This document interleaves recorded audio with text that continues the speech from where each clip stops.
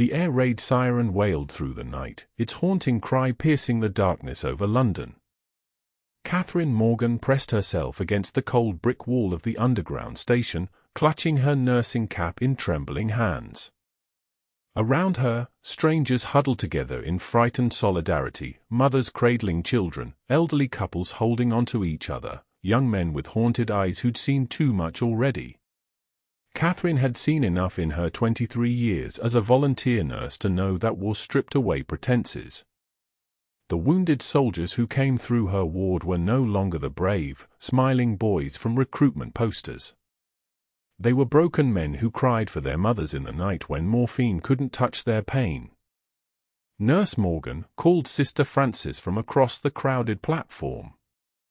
"We need help with Mrs. Whitaker. The baby's coming early." Katherine pushed through the crowd, grateful for purpose.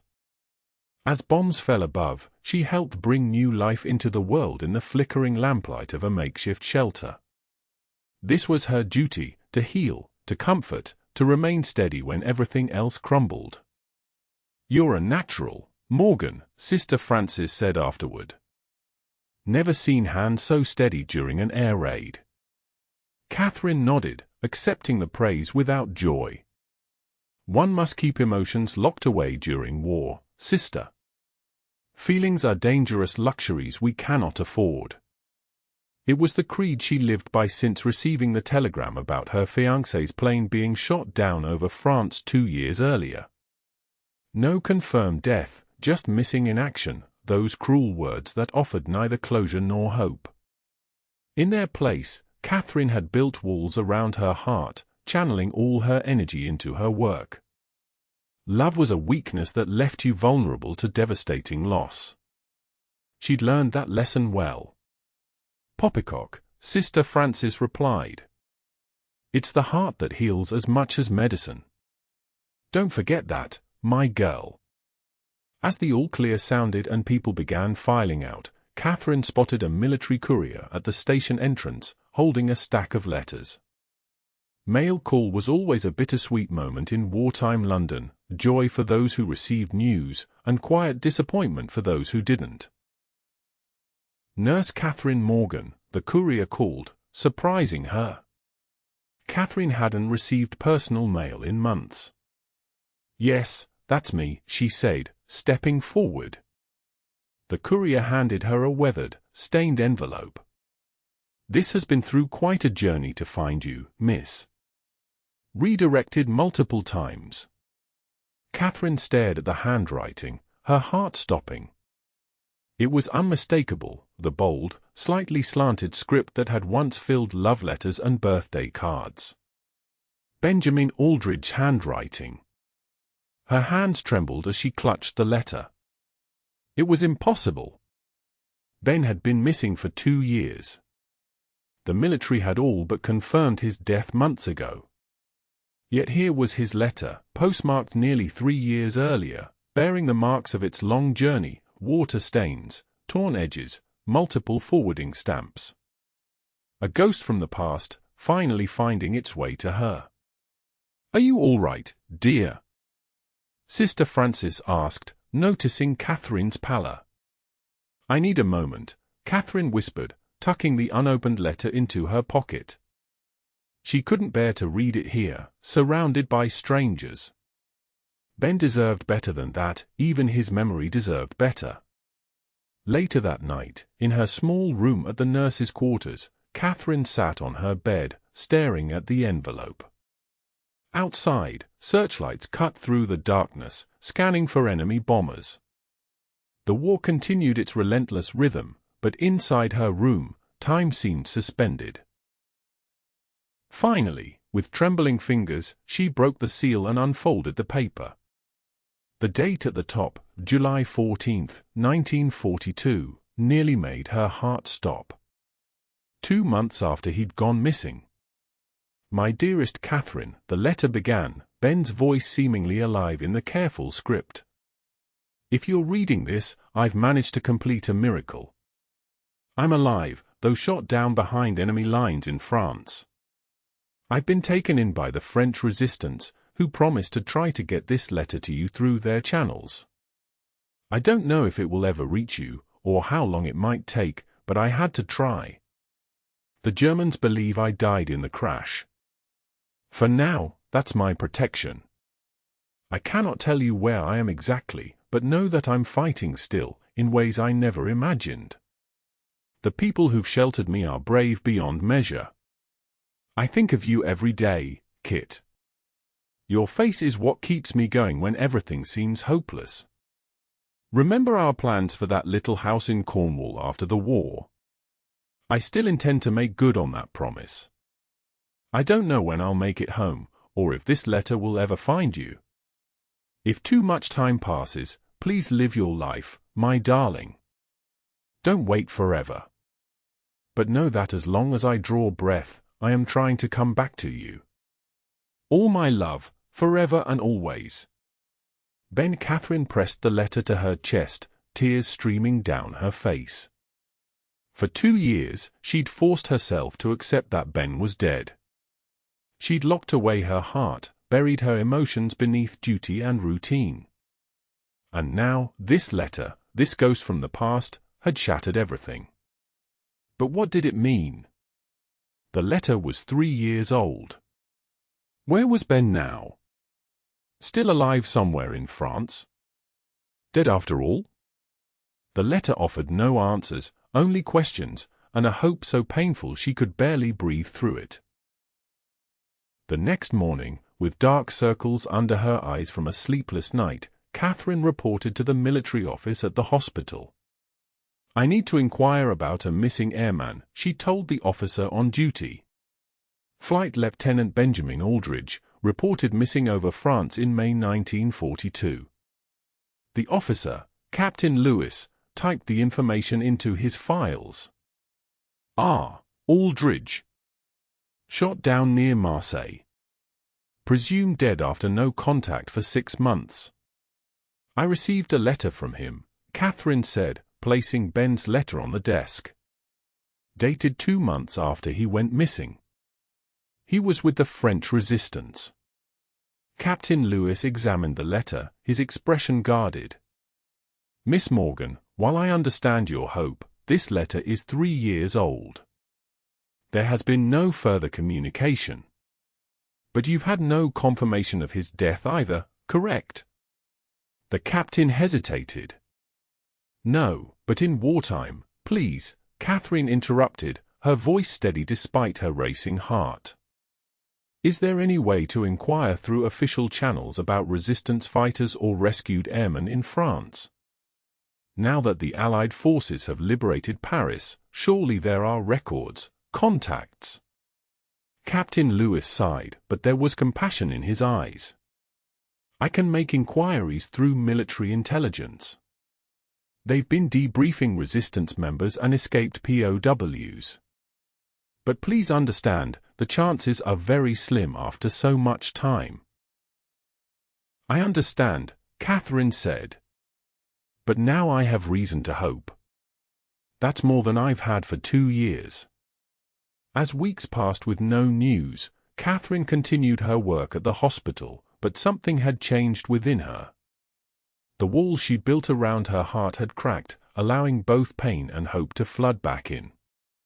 She found herself smiling at patients, sharing their joy at good news, weeping quietly after her shifts for those who didn't make it. Sister Frances noticed the change. Whatever was in that letter has brought you back to life, my dear, she observed. Even with tears in your eyes, you seem more alive than you have in years. Katherine nodded. I've been wrong, sister. Closing off my heart didn't protect me from pain, it just prevented me from fully living. Whether Ben is alive or not, I need to feel again, even if it hurts. In late April 1945, as news of Germany's imminent surrender filled London with cautious celebration, Katherine was summoned to Captain Lewis's office. Miss Morgan, he greeted her, his expression unreadable. Please sit down. Katherine's heart hammered in her chest. You have news about Ben. We received information from our intelligence officers in France. They've been compiling records from various resistance cells. He consulted a file. Lieutenant Aldridge was indeed with the Marseille resistance for several months after being shot down. Then he was alive, Katherine whispered. The letter was real. Yes. According to their records, he participated in several operations, helping downed Allied airmen escape through Spain. Captain Lewis paused. In late 1943, their cell was compromised. There was a raid by German forces. Katherine's hands gripped the arms of her chair. Was he captured? That's where the records become unclear. There was a firefight. Several members were killed, others captured. Captain Lewis looked at her with genuine sympathy. Lieutenant Aldridge was reported wounded, but his body was never found among the dead. So he could have been taken prisoner? Or escaped? It's possible. We're checking German POW records as they become available, but it's a massive undertaking. Captain Lewis hesitated. Miss Morgan, I don't want to give you false hope. Hope is never false, Captain, Katherine replied quietly. It's what's kept us all going through this war. As May turned to June, and the war in Europe ended, Katherine continued her work at the hospital, now treating returning POWs. Every new arrival brought both hope and disappointment. She studied each face, searching for Ben, listening for any mention of airmen hidden in France. On a warm July afternoon, Katherine was organizing supplies in the hospital storage room when Sister Frances burst in, her usually composed face flushed with excitement. Katherine! You're needed in the main ward immediately. Is it an emergency? Katherine asked, already reaching for her medical kit. Not of the medical variety, Sister Frances said, a strange smile playing on her lips.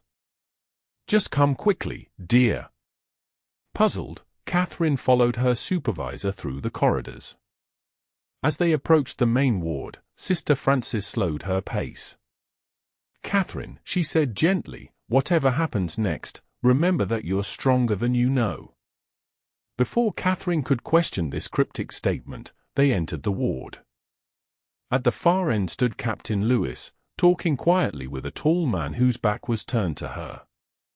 The man leaned heavily on a cane, his left leg seemingly stiff. Captain Lewis spotted her and nodded to the man, who slowly turned around. The supply tray Katherine was carrying clattered to the floor. Ben. Thinner, older, with a scar cutting across his left cheek and grey threading his dark hair, but unmistakably Benjamin Aldridge. Kit, he said, his voice hoarse but achingly familiar. Katherine couldn't move, couldn't breathe. The distance between them seemed both infinite and non-existent. I got your reply, Ben said softly, when she remained frozen. To my letter. Captain Lewis found me in a hospital in Switzerland 2 months ago. I'd been there since January, recovering. Your letter gave me the strength to finish healing so I could come home. My reply? Katherine finally found her voice. You did, Captain Lewis interjected gently. When you brought me Lieutenant Aldridge's letter, I took the liberty of sending a reply through intelligence channels, explaining that you'd only just received his message and were waiting for him. Katherine's legs felt weak. 3 years. 3 years of believing Ben was dead, of building walls around her heart, of telling herself that love was a luxury in wartime. And here he stood, leaning on a cane but very much alive. How? She whispered. It's a long story, Ben said, his eyes never leaving hers. After I was wounded in the raid, a French doctor hid me. When I was strong enough, he helped me cross into Switzerland, but by then I developed complications. The Swiss interned me in a hospital. No communication in or out for security reasons. He took a step toward her, wincing slightly. I never stopped trying to get back to you, Kit. Something broke loose inside Katherine, the final wall around her heart crumbling. She crossed the distance between them in quick steps, afraid he might disappear if she moved too slowly. Ben opened his arms, and she walked into his embrace as naturally as coming home. I thought I'd lost you, she whispered against his chest, feeling his heart beat strong and steady. I made you a promise about that house in Cornwall, Ben murmured into her hair. I intend to keep it. Around them, the hospital continued its rhythms, nurses attending patients, doctors making rounds, the wounded healing. The world was beginning the long process of rebuilding after 6 years of destruction.